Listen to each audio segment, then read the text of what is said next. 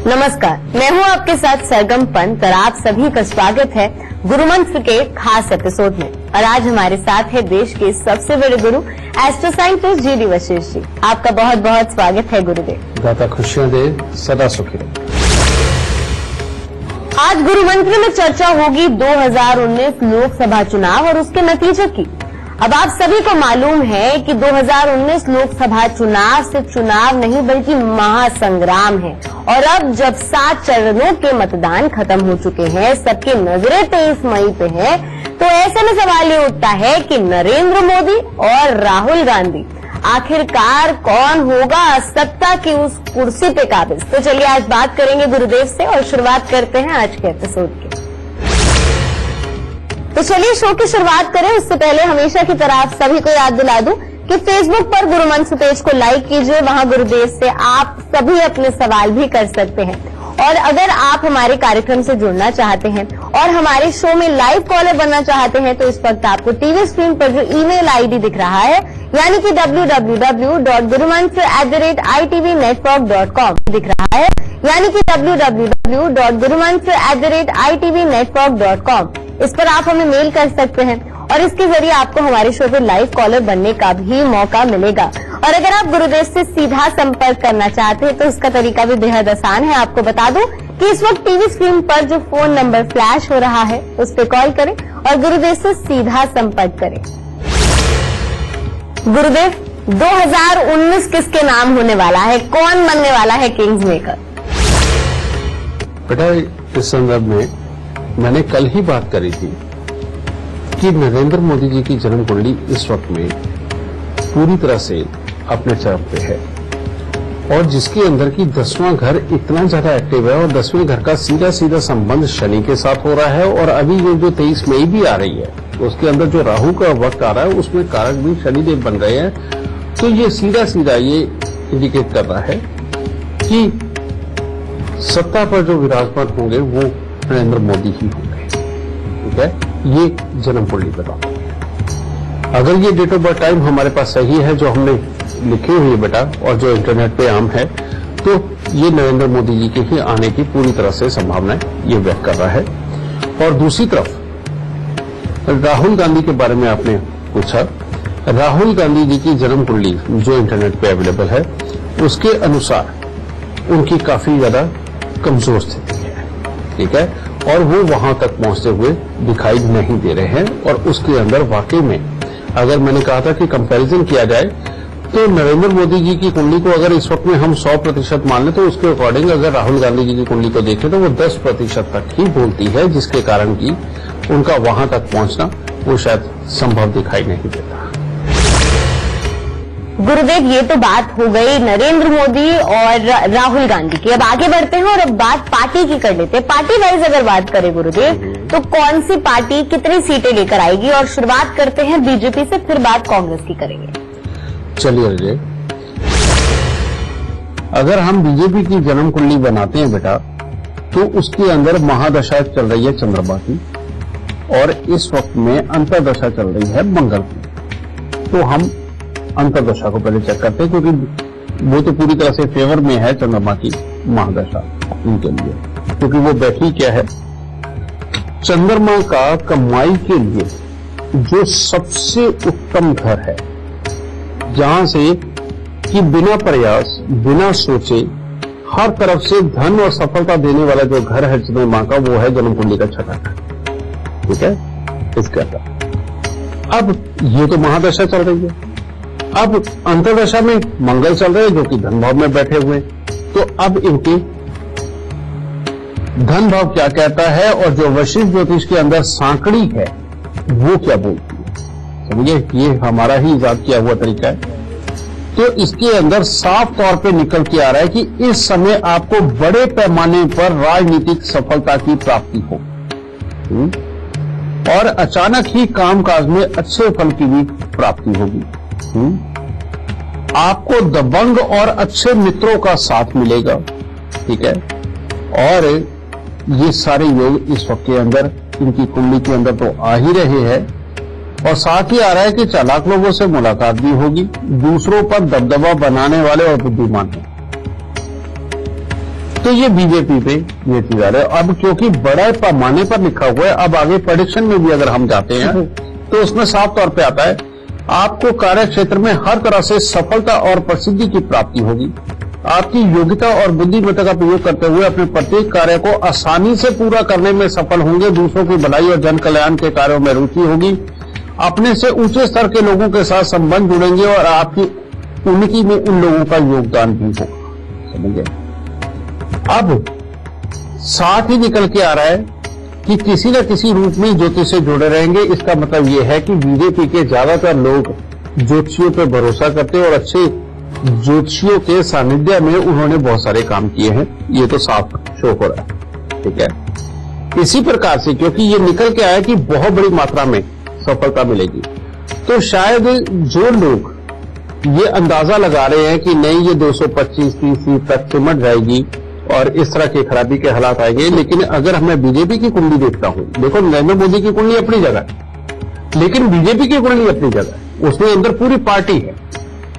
तो अगर मैं पार्टी की कुंडली देख रहा हूं तो उसमें मेरे को जो सफलता इनकी नजर आती है वो बहुत बड़े दर्जे की नजर आती है। और ये बात सत्य है कि पिछली बार जितनी इनकी सीटें आई हैं या तो उसके आसपास या उससे कुछ प्लस ही जाएंगी, क्योंकि पिछली बार की अगर मैंने जन्म कुंडली देखी है तो उसके अंदर इतना अच्छे वाला योग नहीं था जितना कि अब चल रहा है। समझिए, इस वक्त में ज्यादा अच्छा योग चल रहा है जो कि हर तरह से आराम से सारे कार्यों को संपूर्ण करने वाला है। तो इसका मतलब मुझे यही लगता है कि कुछ ज्यादा बड़ी मात्रा के अंदर इनको सीटें मिलने वाली हैं और जिसका कि इनको लाभ प्राप्त होगा और आराम से ये सरकार बनती नजर आएगी। गुरुदेव, अब बात कांग्रेस की कर लेते हैं। 2014 के बाद कांग्रेस के लिए समय इतना अच्छा नहीं रहा है। हालांकि जो विधानसभा चुनाव के नतीजे आए थे 5 राज्यों के, उसमें कांग्रेस के लिए थोड़ी खुशखबरी थी। लेकिन अब लोकसभा चुनाव में क्या होगा? आपके सामने कुंडली है, आपसे जानना चाहेंगे कांग्रेस के लिए क्या अच्छा समय आने वाला है? बेटा, जब हमने अभी बीजेपी की कुंडली देखी तो उसके अंदर 2, 6 और 10 ये घर बड़े एक्टिव थे और रियलिटी में किसी भी चुनाव को जीतने के लिए, किसी भी सत्ता को पाने के लिए ये तीनों घर बहुत ज्यादा अहम है। इनके साथ 11 लग जाए तो औसम होता है। लेकिन 2, 6, 10 वो एक्टिव थे, वहां बीजेपी जीती। लेकिन अब अगर मैं कांग्रेस की जन्म कुंडली बनाता हूं तो इसके अंदर 2 भी है, 11 भी है, लेकिन साथ में 7 है।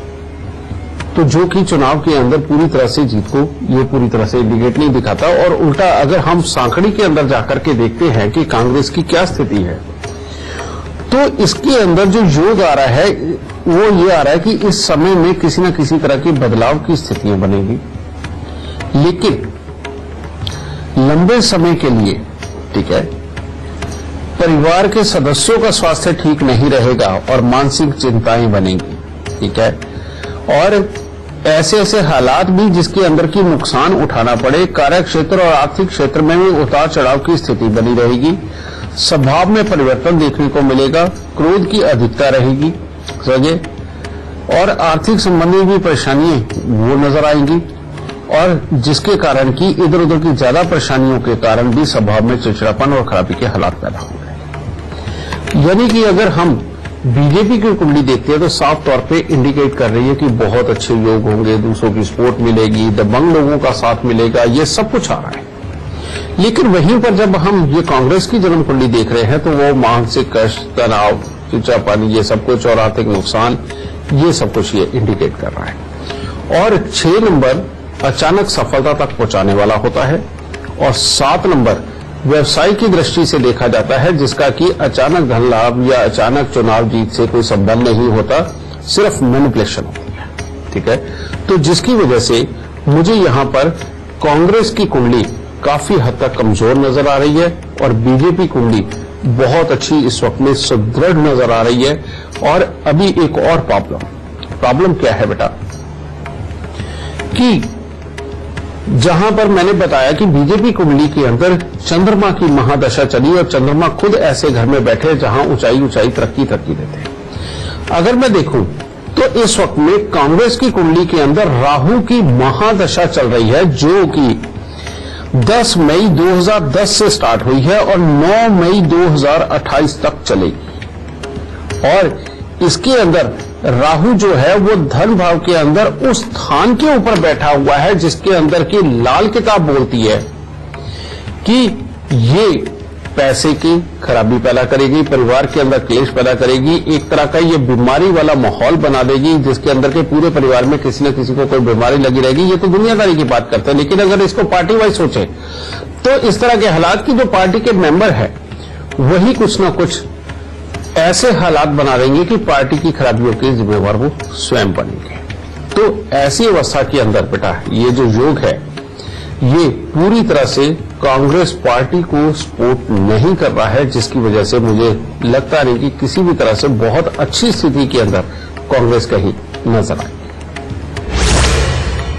गुरुदेव, अगर कुंडली ये कहती भी है कि बीजेपी एक बार फिर से जो है पावर में आने वाली है, लेकिन 2014 की तुलना में तुलनात्मक अगर हम बात करें तो क्या वो जीत को दोहराएगी उसी तरीके से जैसे 2014 में वो जीती थी?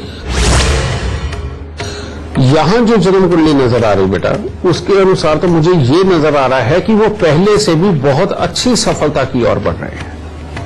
अपने अपने एलाइज कुछ भी हो सकते हैं, अपने अपने फील्ड कुछ भी हो सकते हैं, फीडबैक वो कोई भी बोल सकता है, लेकिन अगर हम ग्रहों की तुलना के हिसाब से देखें तो जन्म कुंडली ये बताती है कि बीजेपी बहुत अच्छी स्थिति में आने वाली है। अगर इसी तरह से कांग्रेस का एलाइज करते हैं तो कांग्रेस के एलाइज में जहां पर कि 2014 के अंदर कांग्रेस खड़ी थी ये आज भी लगभग उसी हालात के ऊपर ज्यादा नजर आ रही है। थोड़ा बहुत ऊपर नीचे का फर्क पड़ जाए, बल्कि उल्टा मैं इतना कह सकता हूं कि कांग्रेस पार्टी के साथ जुड़े हुए लोगों की मुझे टेंशनें और परेशानियां कुछ ज्यादा ही नजर आ रही हैं। कारण यह है कि जन्म कुंडली के अंदर राहु एक ऐसी ताकत है कि जो देने पे आता है तो भर भर के देता है और लेने पे आता है तो ट्रक भर भर के नुकसान करता है। तो वहीं पे अगर पर्सनली मोदी की कुंडली को देखा जाए तो राहु 23 मई को आ रहे हैं, जिनके कारक शनि हैं, तो वो तो पार लेके जा रहे हैं। लेकिन यहां पर अगर कांग्रेस पार्टी की हम बात करते हैं तो यहां राहु के कारक हैं बृहस्पति, ठीक है, और उसका ये जो समय चल रहा है भाग्य स्थान में एक तरह का भाग्य को चोट ही पहुंचाने वाला है, जिसके कारण की ये परेशानी बढ़ रही है। गुरुदेव, आपसे पूछना चाहूंगी कि कांग्रेस पार्टी का गणित क्या कहता है? इस बार कुछ बदलाव भी हुए, जैसे महासचिव बनी प्रियंका गांधी, चुनाव नहीं लड़ रही है हालांकि, पर चुनाव प्रचार बड़ी जोरों शोरों से किया है उन्होंने उत्तर प्रदेश पे, उसका क्या असर पड़ने वाला है 2019 लोकसभा चुनाव? इसमें कोई शक की बात नहीं है जी कि प्रियंका कुंडली जो है वो काफी हद तक कुछ अच्छी है, ठीक है, क्योंकि यहां पर बुध और बृहस्पति का मेल इस प्रकार का इनके जन्म कुंडली के अंदर है कि जो इज्जत मान प्रतिष्ठा दिलाता है, ठीक है, और यही योग यहां पर बैठ के प्लानिंग की बुद्धि भी अच्छी देता है। सूर्य ग्रहण है उनकी कुंडली के अंदर जो कि लाभ को बिगाड़ता है। लेकिन एक बहुत बड़ी कॉमन सी चीज मैंने अभी जब राहुल गांधी जी की कुंडली का विवेचन किया था तो मैंने बताया था कि शुक्र जो छठे घर का है वो उनका दुश्मन बनता है। लेकिन इस वक्त में अगर हम प्रियंका जी की भी जन्म कुंडली देखते हैं तो वहां पर भी शुक्र अष्टम भाव के अंदर बैठे हैं और शुक्र की महादशा 4 मार्च 2004 से स्टार्ट है जो कि 3 मार्च 2024 तक है, ठीक है। और अष्टम भाव के जो शुक्र होते हैं बेटा वो कुछ खास अच्छा फल तो नहीं देते, लेकिन अंतरदशा इनकी शनि की चल रही है। शनिदेव लाभ स्थान के अंदर बैठे हुए, समझिए, अब ये कुछ अच्छा फल तो दे रहे हैं, लेकिन साथ में अब निकल के क्या आ रहा है, आपको जीवन में बड़ी मात्रा में हानि और खर्चों का सामना करना पड़ेगा, ठीक है। दूसरा निकल के आ रहा है कि किसी न किसी वजह से नुकसान के हालात भी ज्यादा बड़े खड़े हो रहे हैं और एक ट्रांसफर यानी कि किसी न किसी तरह के काम काजों में, स्थितियों में और योजनाओं में बदलाव की स्थितियां वो नजर आ रही हैं। इल्जाम लगना अपने ऊपर, इस तरह की स्थितियां नजर आ रही हैं, जिसके कारण मुझे यहां पर इस वक्त में प्रियंका गांधी की कुंडली सक्षम अच्छी होने के बावजूद भी ये समय पूरी तरह से सपोर्ट ना करने के कारण इस वक्त में बहुत अच्छे हालात मुझे नहीं नजर आ रहे हैं, ठीक है। तो ऐसी अवस्था में ठीक है, उनकी कुंडली अच्छी है, उनकी बोलबानी अच्छी है, बुध बृहस्पति का मेल है, जिसके कारण ये सच बात है कि दुनिया उनको पसंद भी करेगी, सब कुछ होगा, उनकी बातों का प्रभाव भी रहेगा, लेकिन रिजल्ट आता अच्छा वाला नजर नहीं आ रहा। गुरुदेव, अगर इस बार 2019 लोकसभा चुनाव में बात बीजेपी, कांग्रेस, राहुल गांधी और पीएम मोदी की हुई तो दो और नाम भी थे जिनकी चर्चा खूब हुई, और वो है मायावती और अखिलेश। तो आपसे जानना चाहेंगे कि कुंडली के आधार पे आप हमें बताइए कि ये जो महागठबंधन है, ये जो सपा बसपा का ये जो मेल है, वो कितना कारगर इस बार साबित होगा? बेटा, अगर मैं मायावती जी की जन्म कुंडली देखूं जी, तो उसके अंदर ये बार बार जो इनकी महादशा चल रही है उसके अंदर ये निर्णायक स्थिति में तो नजर आती है, और ये भी है कि ये बड़ी बनी रहेंगी। ठीक है, अब उस अवस्था के अंदर ये शायद यही रीजन है कि अखिलेश जी ने भी उनको पूरी तरह से सपोर्ट करके, उनको वो मान के, उनको सम्मान देके उनको बड़ा बना के रखा। ये बात सत्य है। तो इनकी कुंडली के अंदर 6 और 11 नंबर बहुत प्रबल चल रहा है। ठीक है, अब उसने तो ये बना दिया।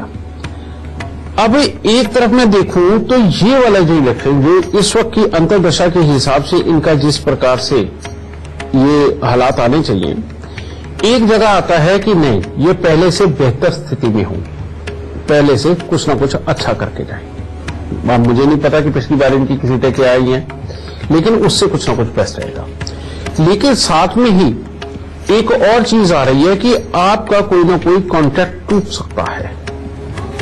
तो कॉन्ट्रैक्ट क्या हुआ, यानी कि ये जो महागठबंधन के अंदर जिनके साथ इनको जाना चाहिए और जिनसे पहले बातचीत हुई है, वहां आके कोई प्रॉब्लम खड़ी हो सकती है। ठीक है, तीसरा इनकी कुंडली के अंदर क्या आ रहा है कि अगर सांकड़ी और फल दोनों पॉजिटिव हो तो इंसान को निर्विघ्न सफलता मिलती है।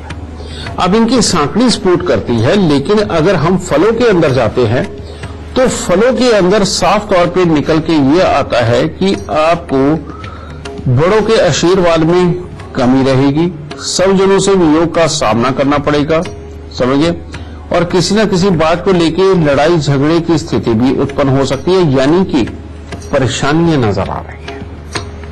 तो नो डाउट पहले से अच्छा करेंगी, जीती अच्छी खासी नजर आएंगी, लेकिन फिर भी जहां तक इनको पहुंचना चाहिए वहां पर परेशानी, और अपनों के साथ में जो कॉन्ट्रैक्ट इनका बना है या आपस में बातचीत जो हुई है उसके अंदर किसी प्रकार की कोई व्यवधान उत्पन्न होकर के आपस में मनमुटाव वाली स्थितियां खड़ी होंगी। इस तरह की मायावती जी की कुंडली इस वक्त में इंगित कर रही है, ये शो कर रही है। ठीक है, ये गुरुदेव, अब आगे बढ़ते हैं। अखिलेश यादव की कुंडली देख करके आप हमें बताइए, हमारे दर्शकों को बताइए कि क्या कहते हैं अखिलेश यादव के सितारे। अगर मैं अखिलेश यादव की कुंडली देखूं तो बेटा उनकी कुंडली बहुत अच्छी है।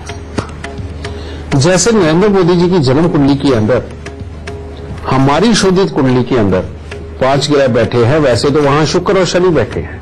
ठीक है, लेकिन हमारे यहां अगर शोधित कुंडली के अंदर उसको देखते हैं तो 5 ग्रह बैठे हुए हैं। इसी प्रकार से अखिलेश की भी जन्म कुंडली के अंदर अगर हम देखें तो वहां पर वही पंचायत बैठी हुई है, लेकिन इसके अंदर शुक्र तो है, शनि नहीं है। ठीक है, तो शनि के भाग्य स्थान में होने से, यानी कि 10वें घर में ना होने से अब बना तो ये भी एक बहुत अच्छा समृद्धि का योग। हमारे यहां कहा जाता है कि जिसकी भी जन्म कुंडली के अंदर पंचायत बैठ जाए, वो जो भी कार्य करेगा उस कार्य के अंदर परमात्मा उसको सफलता देगा और हर तरह से जीवन यापन उत्तम चलता रहेगा।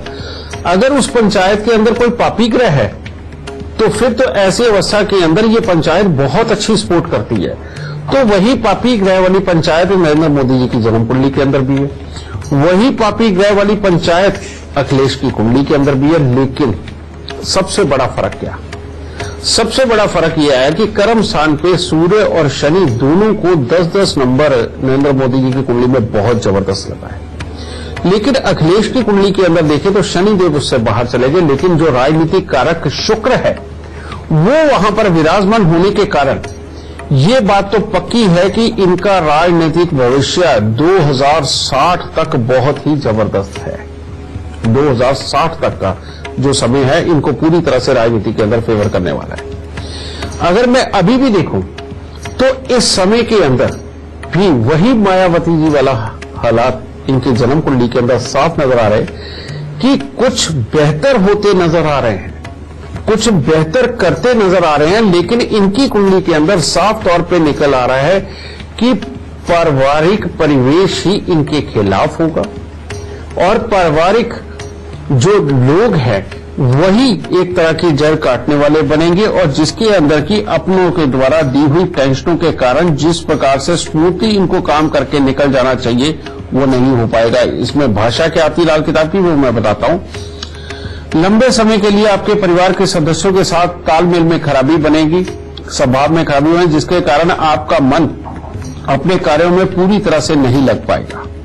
किसी भी प्रकार की धन की बर्बादी का सामना करना पड़ सकता है, स्वास्थ्य भी इससे प्रभावित हो सकता है और फेफड़ों से संबंधित कोई दिक्कत भी आ सकती है। ये छोटी छोटी चीजें और बेमतलब के आरोप प्रत्यारोप जिसके कारण की मानसिक तनाव और धन की कमी के हालात वो सामने खड़े होंगे। इस वजह से अब यहां आकर के देखें अगर हम तो ये पहले से कुछ बेहतर स्थिति में तो जा रहे हैं जो सांकड़ी दे रही है, लेकिन जिस तरह से अपनों की और गैरों की सपोर्ट मिलकर के एक बहुत ऊंचे लेवल तक निकल जाना उसमें ये कुंडली इनको कमजोर कर गई। अब ऐसी अवस्था के अंदर बेटा 2024 के अंदर जो दशा आएगी वो इनको पूरी तरह से शुक्र की वो दशा आएगी कि जो शायद अगले 20 साल तक इनको उस स्थिति के अंदर पहुंचा दे कि जहां वाकई में एक सीएम लेवल का इंसान होता है। समझ गए? तो थोड़े का समय तो जरूर लगेगा। तो वहां आकर के तो अखिलेश की स्थिति बहुत उत्तम नजर आ रही है अगर देखा जाए, लेकिन यहां पर इस वक्त में इनकी पहले से बेहतर स्थिति तो नजर आ रही है, लेकिन परिवार और दुनिया की पूरी सपोर्ट ना मिलकर पाने के कारण वहां पर थोड़ी कमजोरी के हालात नजर आ रहे हैं। तो चलिए इसी के साथ वक्त हो चला है एक छोटे से ब्रेक का। आप कहीं मत जाइएगा, गुरु मंत्र की एक खास पेशकश जारी रहेगी।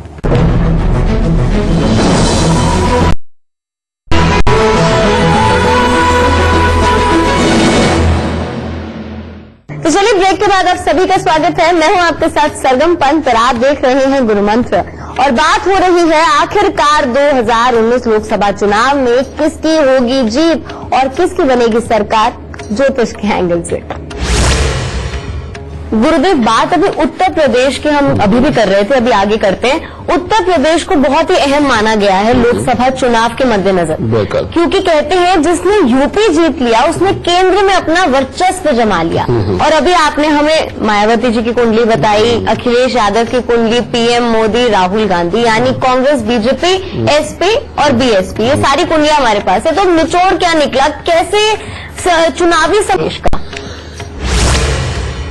अब देखो बेटा, एक तरफ हम बीजेपी की कुंडली देख रहे हैं तो वो अच्छे खासे स्तर पे नजर आ रही है। दूसरी तरफ हमने जब कांग्रेस की कुंडली देखी और कांग्रेस की कुंडली के अंदर भी समय अच्छा नहीं, राहुल गांधी की कुंडली के अंदर समय अच्छा नहीं और वहीं पर प्रियंका गांधी की कुंडली भी जो सपोर्ट कर रही वो इतनी अच्छी नहीं कर पा रही। तो और लेकिन इधर हमने जब अखिलेश और मायावती की कुंडली देखी तो साफ तौर पर नजर आया सांकड़ी में कि सांकड़ी उनको सपोर्ट कर रही है, आसपास का माहौल नहीं सपोर्ट कर रहा। तो अब निकल के क्या आता है? निकल के ये आता है कि यूपी के अंदर अगर देखा जाए तो बीजेपी लगभग अच्छी स्थिति के ऊपर होगी, इसमें कोई दो राय नहीं। उसके बाद अगर दूसरे नंबर पे ऊपर कोई अच्छी स्थिति के ऊपर नजर आएगा तो वो होगा सपा बसपा का मेल, यानी कि जिसमें मायावती जी और अखिलेश ये एक अच्छी स्थिति के ऊपर नजर आ रहे हैं। लेकिन कांग्रेस उस स्थिति के अंदर नहीं नजर आ रही कि जहां पर निर्णायक भूमिका अदा करे, ठीक है, और इसकी वजह से वो दल थोड़ा सा नीचे नजर आ रहा है मुझे। तो ऐसी अवस्था के अंदर नो डाउट बीजेपी के पास अच्छी सीटें होंगी, सेकंड नंबर पे सपा बसपा होगी और तीसरे नंबर पे मुझे कांग्रेस नजर आ रही है, ये टोटल निचोड़ निकल करके ये सामने आ रहा है। गुरुदेव, इस बार कई बड़े सितारे चुनाव लड़ रहे हैं और मुझे ऐसा लगता है कि राजनीति की अगर हम बात करें तो चलता ही रहता है। कोई कभी बीजेपी से चुनाव लड़ता है, फिर कांग्रेस में चले जाता है, कोई कांग्रेस से बीजेपी में, तो इधर उधर तो चलता ही रहता है। और ऐसे एक बड़ा नाम है और वो है शत्रुघ्न सिन्हा। बीजेपी में थे और अब कांग्रेस में शामिल हो गए हैं, पटना साहिब से चुनाव लड़ रहे हैं। उनके सितारे क्या कहते हैं, क्या जीत पाएंगे चुनाव वो अपनी सीट से? बेटा, इनकी शत्रुघ्न सिन्हा जी की अगर मैं जन्म कुंडली देखता हूं तो ठीक है, एक बहुत ही अच्छा योग इनकी जन्म कुंडली के अंदर विराजमान है, जिसकी वजह से इन्होंने वाकई में अपना नाम बहुत अच्छा कमाया अपनी फील्ड के अंदर, जिसके अंदर की एक्टर बन के निकल के आए।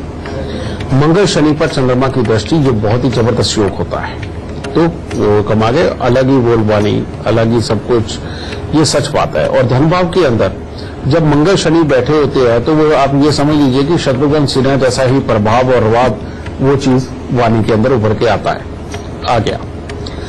लेकिन अब हुआ क्या, मैंने जन्म कुंडली बीजेपी की देखी थी तो उस वक्त में मैंने एक बात कही थी कि जो छठा घर होता है वो अचानक लाभ देने वाला, सक्सेस देने वाला, ये सब चीजें करता है वो। तो वही छठे घर के अंदर बैठे हुए बुध की महादशा शत्रुघ्न सिन्हा की कुंडली के अंदर चल रही है, ठीक है, जो कि 2010 से स्टार्ट हुई, 14 मार्च 2010 से। तो अब ये इनको राजनीति के अंदर तो लेके आ रहा है, समझिए। लेकिन वहां ला करके अब हुआ क्या, हुआ ये कि इनका सूर्य और शुक्र ये भी छठे घर के अंदर आकर के बैठ गए। जब भी किसी भी प्रकार से सूर्य डूब जाता है तो सरकार के घर से संबंधित जो चीजें हमें मिलनी होती हैं उनके अंदर परेशानी बनता है। जब शुक्र डूबता है तो पत्नी और राजनीति दोनों के सुखों से संबंधित इसमें कोई ना कोई दिक्कतें देनी होती है, ठीक है। अब ये जो योग है, एक तरफ इनको चुनाव जिता रहा है, एक तरफ इनको अच्छी बुद्धि देकर के बेशक दूसरों का इनके साथ में कैसा भी तकरार रहे और ये बगावत भी करे, कुछ भी करे, उसके बावजूद ये अपनी विल पावर को स्ट्रांग बना करके जीतने की कवायद करेंगे ही। और ये भी नजर आ रहा है कि प्रतियोगिता जीतते हुए भी नजर आ रहे। लेकिन अब दूसरी चीज अगर आकर के देखें तो वो क्या कहती है, वो आकर के फिर इनको कहीं ना कहीं उलझा देती है, जिसके अंदर की साफ तौर पे निकल के आता है कि जीवन में दुख और पीड़ा ये आम होगी, स्वास्थ्य भी प्रभावित होगा, इज्जत और शोहरत भी दांव पर लगी रहेगी और कोर्ट जाने की संभावना बनी रहती है। और इसके अंदर दूसरी चीज कि आपके साथ कोई दुर्घटना भी हो सकती है, ठीक है। लेकिन तीसरी तरफ आप प्रतियोगिता में आपको जीत भी हासिल होगी, एक तरफ नजर आ रही है। और दूसरी तरफ अगर हम प्रेडिक्शन के अंदर जाते हैं तो उसके अंदर यही आएगा कि आप अपने नेक कार्यों की वजह से दूसरों के ऊपर सकारात्मक प्रभाव डालने में कामयाब तो रहेंगे, लेकिन बेमतलब की धोखे जैसी घटनाएं आपके साथ होंगी। तो इन्होंने भी इल्जाम क्या लगाया, शायद ऐसा ही कुछ इन्होंने भी इल्जाम लगाया कि मेरे कार्य को नहीं देखा गया और मेरे को नहीं देखा गया, तो वो भी धोखा होना होता है। लेकिन आज ये जहां जाकर के खड़े हैं वहां पर भी नसीब इसी तरह का चल रहा है, तो यानी कि वो भी इनको इसी तरह की कुछ न कुछ हालात के अंदर लेकर के, ठीक है। तो कुल मिलाकर के जीत भी नजर आ रही है, सब कुछ नजर आ रहा है, लेकिन स्थिति बहुत अच्छेपन वाली वो ज्यादा नजर नहीं आ रही शत्रुघ्न सिन्हा की। गुरुदेव, सनी देओल की बात कर लेते हैं, जिन्होंने हाल ही में बीजेपी ज्वाइन किया। तो जो 2.5 किलो का हाथ है वो कितना भारी पड़ने वाला है बाकी पार्टियों पर? सनी देओल की कुंडली काफी अच्छी है और जो सबसे बड़ी बात है, हम जब बात कर रहे थे कि कर्म स्थान के जो शनि होते हैं वो बहुत अच्छा फल देते हैं और इनकी जन्म, और मैंने एक बात और कही थी कि राहु जब देने पे आता है तो बहुत जबरदस्त देता है और जब लेता है तो बहुत जबरदस्त देता है। तो सबसे बड़ी बात एक है कि 2010 से इनकी जन्म कुंडली के अंदर राहु की महादशा चल पड़ी, ठीक है। अब राहु की महादशा चल पड़ी, लाभ के साथ उनका सीधा सीधा संबंध बन रहा है, ठीक है। अब ये तो हो ही गया, इसके बाद में अब ये जो अंतरदशा चली बुध की 11 जून 2018 से, ये इनकी जगह तब्दील कर रही है, यानी कि जहां पर रहते हैं, जहां पर ये काम करते हैं, उस जगह को छोड़ के दूसरी ही जगह पे जाएंगे। तो ये वहां से उठ करके पंजाब चले गए, बॉम्बे से उठ के, ठीक है। अब वहां जाकर के जो चीज नजर आ रही है वो ये नजर आ रही है कि यहां पर इनको सपोर्ट बहुत अच्छा मिलेगा, हर तरह से आपको बहुत बड़ी मात्रा में लाभ प्राप्त होगा, परोपकार के कामों में बड़े पैमाने पर कार्य करेंगे, आप में सहभागिता और सहयोग की भावना प्रबल होगी। ये सारे ही योग नजर आ रहे हैं, ठीक है। और आपके लिए व्यापार और राजनीति का क्षेत्र बहुत अनुकूल होगा, साफ शब्दों में निकल के आ रहा है। फिर निकल के आ रहा है आपको समाज में प्रसिद्धि, उच्च सम्मान की प्राप्ति होगी, आपको बहुत अधिक मान सम्मान और आदर प्रतिष्ठा मिलेगी। अब ये जो योग इनकी कुंडली के अंदर आ गया है, ठीक है, यहां से मैं एक बात कहना चाहूंगा कि इनकी रियलिटी में राजनीति के अंदर शुरुआत भी हो गई, जीतने के हालात भी नजर आ रहे हैं। लेकिन आगे जो मैं कुंडली देख रहा हूं, अगर सनी देओल रियलिटी में पूरी तरह से राजनीति में उतरते हैं, पूरी तरह से जिस ये सूबे से खड़े हो रहे हैं, जिस जगह से खड़े हो रहे हैं, अगर वहां जाकर के वाकई में लोगों के साथ बहुत अच्छे ताल्लुकात बना करके और वाकई दुनिया की भलाई के लिए अगर कुछ अच्छे अच्छे काम करते हैं, तो इनका बुढ़ापे तक का जो समय है, इनको बहुत ज्यादा मान सम्मान, इज्जत, शोहरत, पैसा सब देने वाला बनता है, समझे। लेकिन यहां पर आकर के हमें एक दूसरी चीज सोचनी है। वो क्या सोचनी है कि जिस योग की वजह से ये एक्टर बने हैं, और वो योग जो है चंद्रमा की दृष्टि बृहस्पति और बुध पे, ये जो कार्य करेंगे दिल से करेंगे। लेकिन यहां पर राजनीति है हिम्मत का खेल, ताकत का खेल। इनका सूर्य थोड़ा कमजोर होने के कारण ये जल्दी घबराहट पैदा करता है और जल्दी मूडी होकर के इंसान थोड़ा विचलित होता है, ये वाली प्रॉब्लम पैदा करता है। लेकिन ऐसी अवस्था में अगर अपने हिम्मत बल इन्होंने इकट्ठा करके और वाकई में समय समय पर अपनी जनता के अंदर भ्रमण करके उनकी समस्याओं को जान के उनके लिए कुछ करते रहे, तो ये बेहद अच्छी इज्जत कमाएंगे। और अगर ये थोड़े आलस में चले गए या अपने आराम को देख लिया इन्होंने, तो ये योग थोड़ी देर का आया है, उसके बाद ये आगे नहीं नजर आएगा, ठीक है।